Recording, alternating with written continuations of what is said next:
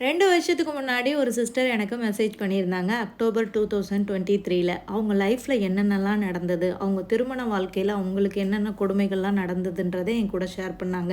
அப்ப என்னால அவங்களுக்கு பண்ண முடிஞ்சது ஒரு சில ஆறுதலான வார்த்தைகளும், தைரியத்தையும், தன்னம்பிக்கையும் சொல்லி அவங்களுக்கு நான் ரிப்ளை பண்ணியிருந்தேன்.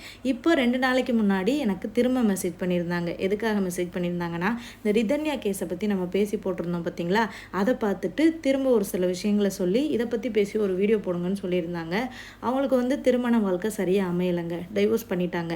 அந்த சூழ்நிலையில அவங்க தற்கொலை பண்ண முயற்சி பண்ணியிருக்காங்க. அவங்களோட பிரதர் தான் அவங்கள காப்பாத்தி பிழைக்க வச்சிருக்காங்க.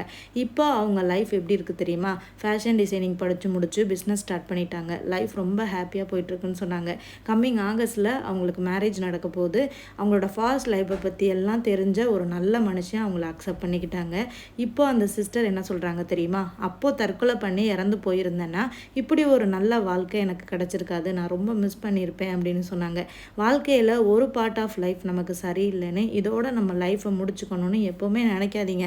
அதிலிருந்து வெளியில் வாங்க. நம்புங்க, நமக்கு இன்னொரு வாழ்க்கை நல்லா அமையும்னு சொல்லிட்டு இந்த சிஸ்டருக்கு அமைஞ்ச மாதிரி எல்லாருக்குமே கண்டிப்பாக நல்ல வாழ்க்கை அமையும். இந்த சிஸ்டருக்கும் எல்லாருமே வாழ்த்துக்கள் சொல்லிடுங்க.